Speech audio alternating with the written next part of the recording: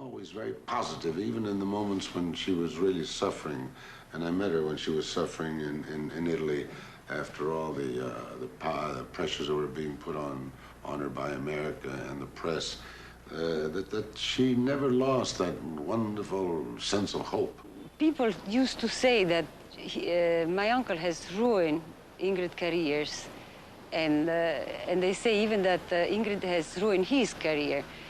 But what is career? Career is to me doesn't mean anything. I don't know what it means. If you get to a top, but you never get to a top in life, I think.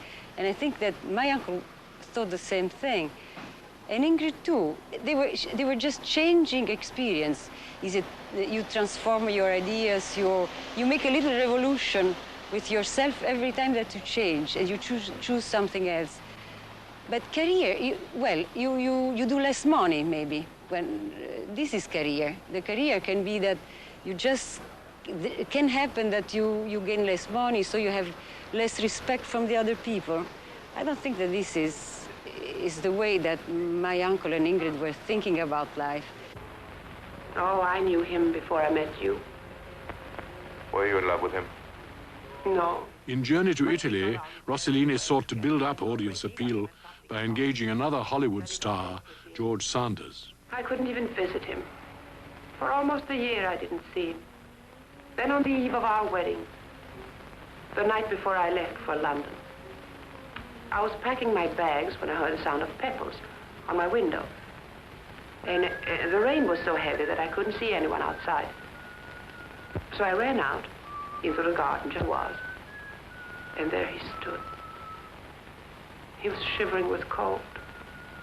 He was so strange and romantic. Maybe he wanted to prove to me that in spite of the high fever, he had braved the rain to see me. Or maybe he wanted to die. How very poetic.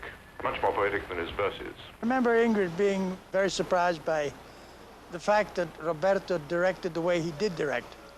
George Sanders was very, very upset by that way of shooting, and he told me personally that he thought he was going mad because of the way it was shot. And he called his psychiatrist in Hollywood 5 or 6 times and wanted to quit the picture. And he said, how the hell can I get out of it? But naturally, he could not get out of it. When the financing of new films seemed impossible, Rossellini directed Ingrid in an oratorio, Joan of Arc at the Stake. They toured the opera houses of Europe, often as a family. Eventually, they reached Stockholm. The Swedish critics were not very kind to her. One critic even said, this Rossellini family who runs around the world to show themselves for money. And that must have made Ingrid furious. I remember there was a big concert at the concert house here where she appeared, and she said, abroad, I am considered a good actress, but a bad person.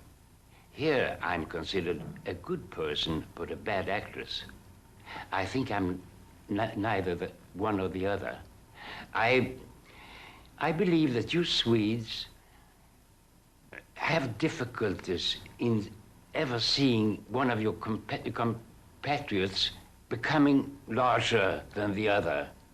And you know what the audience did? They stood up and applauded, and I was one of them. Anyone who thinks that the Italian years were wasted years, perhaps that's not quite the word. I don't think they were. I think Ingrid learned an awful lot about living, a lot about Italians, a lot about love, a lot about hard work, a lot about failure, a lot of things she never knew before. And I think that she grew very much as a result of all the hardships that she went through during the Italian years. And I honestly do not think that she felt that they were wasted years or anything because they weren't successful years in accordance with what Hollywood thought were successful. I think in retrospect, she grew up during that period. The strains of their lives were having an effect, and now the lovers who had made world headlines were drifting apart. Ingrid took her career into her own hands when she decided to star in Jean Renoir's Paris Does Strange Things. But it would be completely overshadowed by the film that followed. They wanted to hear my opinion of what the situation was now with Miss Bergman. I was a little huffy about that, but nonetheless I went, and I sat at this great big board table at 20th Century Fox and told them that I thought that Miss Bergman was very, very well suited to Anastasia, and that they would be very lucky if they got her. And as far as her conduct was concerned, I did not take care to discuss it. I thought that she should gab the picture on the merits of the fact that she was a great actress, and I got up and left. P.S. 20th Century Fox did okay the picture. You want to find the family to whom you belong, don't you?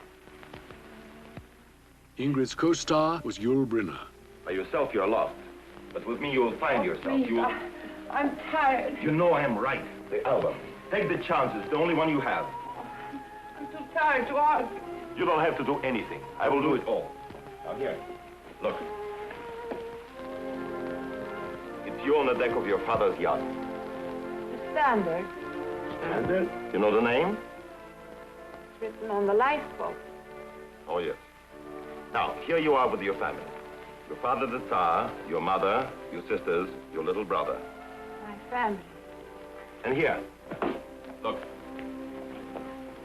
1913, the anniversary of the House of Romanov. 300 years. There they are, on the balcony of the Winter Palace. Sergei Pavlovich Bunin, General of the Cherkess Regiment, former aide-de-camp attached to the person of His Imperial Majesty Nicholas II, Tsar of all Russia. And I am Her Imperial Highness, the Grand Duchess Anastasia Nikolaevna.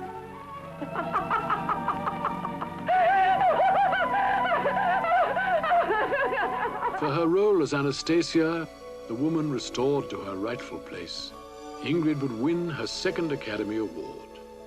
It would mean a comeback in more ways than one.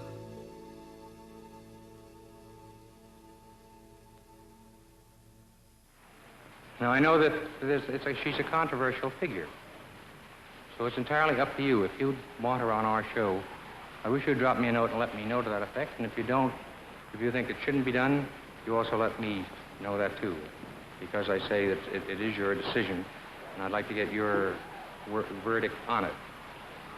I think, a lot of you will think that this woman has had 7.5 years. You know, she's had 7.5 years of time for penance. Others may not think so, but whatever you think. Whatever Ed Sullivan's audiences thought about Ingrid, one thing was certain. When she flew in to pick up the New York Film Critics Award, the reception was more than she had expected. The reporters were waiting, but there was also a group of loyal fans from the days when she played in Joan of Lorraine at New York's Albin Theater. We would go every Saturday afternoon and every Wednesday matinee to see her come in and come out.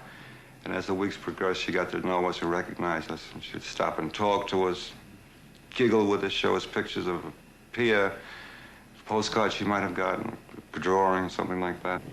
Ingrid was returning to the States, finally, after her exile. Well, now we're adults, more or less. The 2 or 3 of us get together with the original group. And the only thing we thought would be some kind of impact was to make some placards, welcome her back, trying to get as big a group together to make as much noise as we could to distract maybe any negative approach the press might have as she appeared for the first time.